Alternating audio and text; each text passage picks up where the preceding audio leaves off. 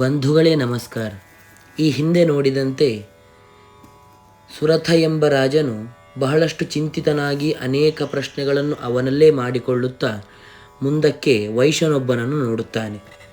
ನೋಡಿ ಅವನಲ್ಲಿ ಈ ರೀತಿಯಾಗಿ ಪ್ರಶ್ನೆಯನ್ನು ಕೇಳುತ್ತಾನೆ. ಸಪೃಷ್ಟಸ್ತೇನ ಕಸ್ತ್ವಂಭೋ ಹೇತುಶ್ಚಾಗಮನೇತ್ರಕಃ ಸಶೋಕ ಇವ ಕಸ್ಮಾತ್ತ್ವಂ ದುರ್ಮನಾ ಇವ ಲಕ್ಷ್ಯಸೇ ಇತ್ಯಾಕರ್ಣ್ಯವಚಸ್ತಸ್ಯ ಭೂಪತೇಃ ಪ್ರಣಯೋದಿತಂ ಪ್ರತ್ಯುವಾಚ ಸತಂ ವೈಶ್ಯಃ ಪ್ರಶ್ರಯಾವನತೋ ನೃಪಂ. ಆ ವೈಶ್ಯನು ರಾಜನಿಂದ ಈ ರೀತಿಯಾಗಿ ಪ್ರಶ್ನಿಸಲ್ಪಟ್ಟನು. ಅಯ್ಯ, ನೀನ್ಯಾರು? ನೀನಿಲ್ಲಿಗೆ ಬರಲು ಕಾರಣವೇನು? ಶೋಕವುಳ್ಳವನಂತೆಯೂ ಚಿಂತಾಕ್ರಾಂತನಂತೆಯೂ ಕಾಣುತ್ತಿರುವೆಯಲ್ಲ, ಏಕೆ ಅಂತ ಪ್ರಶ್ನೆ ಕೇಳಿದಾಗ ಆ ಭೂಪತಿಯು ಪ್ರೀತಿಯಿಂದಾಡಿದ ಮಾತನ್ನು ಕೇಳಿ ವೈಶ್ಯನು ವಿನಯದಿಂದ ಬಗ್ಗಿದವನಾಗಿ ಅವನನ್ನು ಕುರಿತು ಪ್ರತ್ಯುತ್ತರವನ್ನು ಈ ರೀತಿಯಾಗಿ ಕೊಡುತ್ತಾನೆ. ಸಮಾಧಿರ್ನಾಮ ವೈಶ್ಯೋಹಮುತ್ಪನ್ನೋ ಧನಿನಾಂ ಕುಲೇ ಪುತ್ರದಾರೈರ್ನಿರಸ್ತಶ್ಚ ಧನಲೋಭಾದ ಸಾಧುಭಿಃ ವಿಹೀನಶ್ಚ ಧನೈರ್ದಾರೈಃ ಪುತ್ರೈರಾದಾಯಿ ಮೇ ಧನಂ ವನಮಭ್ಯಾಗತೋ ದುಃಖಿ ನಿರಸ್ತಶ್ಚಾಪ್ತಬಂಧುಭಿಃ ಸೋಹಂ ನ ವೇದ್ಮಿ ಪುತ್ರಾಣಾಂ ಕುಶಲಾತ್ಮಿಕಾಂ ಪ್ರವೃತ್ತಿಂ ಸ್ವಜನಾನಾಂ ಚ ದಾರಾಣಾಂ ಚಾತ್ರ ಸಂಸ್ಥಿತಃ. ವೈಶ್ಯನು ಈ ರೀತಿಯಾಗಿ ಹೇಳ್ತಾನೆ, ನಾನು ಸಮಾಧಿ ಎಂಬ ಹೆಸರಿನ ವೈಶ್ಯನು, ಧನಾಢ್ಯರ ಮನೆತನದಲ್ಲಿ ಜನಿಸಿದವನು. ಆದರೆ ಈಗ ಧನಲೋಭದ ದೆಸೆಯಿಂದ ದುಷ್ಟರಾದ ಹೆಂಡತಿ ಮಕ್ಕಳಿಂದ ಹೊರಗೆ ಹಾಕಲ್ಪಟ್ಟಿರುವೆನು. ಹೆಂಡತಿಯರನ್ನು ಐಶ್ವರ್ಯವನ್ನು ಕಳೆದುಕೊಂಡಿರುವೆನು. ನನ್ನ ಧನವು ಪುತ್ರರಿಂದ ಅಪಹರಿಸಲ್ಪಟ್ಟಿತು. ಆಪ್ತರಾದ ಬಂಧುಗಳಿಂದ ಹೊರದೂಡಲ್ಪಟ್ಟು ದುಃಖಿತನಾಗಿ ಈ ವನವನ್ನು ಸೇರಿರುವೆನು. ಅಂತಹ ನಾನು ಇಲ್ಲಿ ನೆಲೆಸಿ ಪತ್ನಿ ಪುತ್ರರ ಮತ್ತು ಸ್ವಜನರ ಶುಭಾಶುಭ ರೂಪವಾದ ವಾರ್ತೆಯನ್ನು ತಿಳಿಯದೇ ಇರುವೆನು. ಕಿಂ ನು ತೇಷಾಂ ಗೃಹೇ ಕ್ಷೇಮಮಕ್ಷೇಮಂ ಕಿಂ ನು ಸಾಂಪ್ರತಂ ಕಥಂ ತೇ ಕಿಂ ನು ಸದ್ವೃತ್ತಾ ದುರ್ವೃತ್ತಾಃ ಕಿಂ ನು ಮೇ ಸುತಾಃ.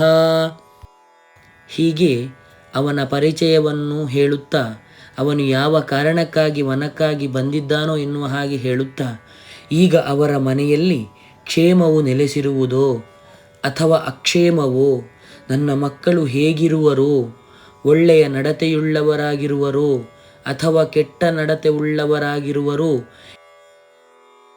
ಎನ್ನುವ ಚಿಂತೆ ಕಾಡತೊಡಗಿತು. ರಾಜೋವಾಚ ಯೈನಿರಸ್ತೋ ಭವಾಂ ಲುಬ್ಧೈಃ ಪುತ್ರದಾರಾದಿಭಿರ್ಧನೈಃ ತೇಷು ಕಿಂ ಭವತಃ ಸ್ನೇಹಮನುಬಧ್ನಾತಿ ಮಾನಸಂ. ಅದಕ್ಕೆ ರಾಜ ಈ ರೀತಿಯಾಗಿ ಉತ್ತರವನ್ನು ಕೊಡ್ತಾನೆ. ಧನಲುಬ್ಧರಾದ ಯಾವ ಪತ್ನಿ ಪುತ್ರರಿಂದ ನೀನು ಹೊರತಳ್ಳಲ್ಪಟ್ಟೆಯೋ ಅವರಲ್ಲಿಯೇ ನಿನ್ನ ಮನಸ್ಸು ಸ್ನೇಹದಿಂದ ಬಂಧಿಸಲ್ಪಟ್ಟಿದೆಯಲ್ಲ, ಅದೇಕೆ ಅಂತ ಪ್ರಶ್ನೆ ಮಾಡ್ತಾನೆ.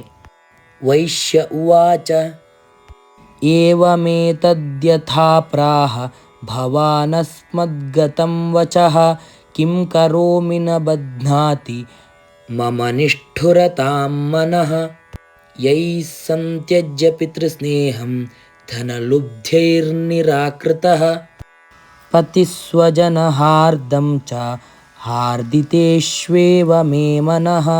ಅದಕ್ಕೆ ವೈಶ್ಯನು ಹೇಳ್ತಾನೆ, ನೀನು ನನ್ನ ವಿಷಯದಲ್ಲಿ ಆಡಿದ ಈ ಮಾತು ಸರಿಯಾಗಿದೆ. ನಾನೇನು ಮಾಡಲಿ? ನನ್ನ ಮನಸ್ಸು ಅವರ ವಿಷಯದಲ್ಲಿ, ಅಂದರೆ ಮನಸ್ಸೆನ್ನುವುದು ನಿಷ್ಠುರತೆಯನ್ನು ಹೊಂದುವುದಿಲ್ಲವಲ್ಲ.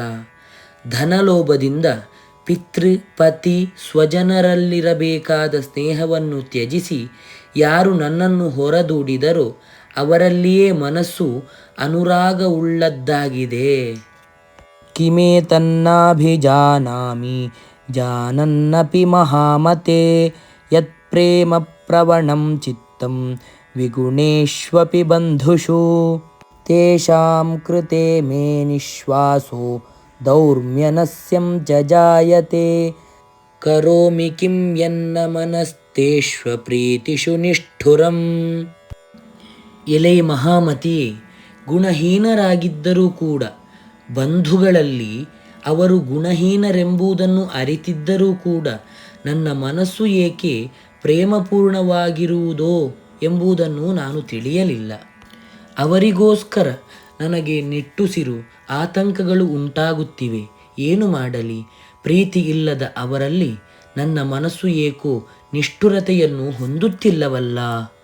ಮಾರ್ಕಂಡೇಯ ಉವಾಚ ತತಸ್ಥೌ ಸಹಿತೌ ವಿಪ್ರ ತಂ ಮುನಿಂ ಸಮುಪಸ್ಥಿತೌ ಸಮಾಧಿರ್ನಾಮ ವೈಶ್ಯೋಸೌ ಸ ಚ ಪಾರ್ಥಿವ ಸತ್ತಮಃ. ಮಾರ್ಕಾಂಡೇಯರ ಉವಾಚ ಇಂತಿದೆ. ಎಲೆ ಕೌಷ್ಟ್ರಿಕಿ ಮುನಿಯೇ, ಅನಂತರ ಸಮಾಧಿ ಎಂಬ ಈ ವೈಶ್ಯನು ಮತ್ತು ಆ ರಾಜೋತ್ತಮನು ಒಟ್ಟಾಗಿ ಆ ಮುನಿಯ ಬಳಿ ಸಾರಿದರು.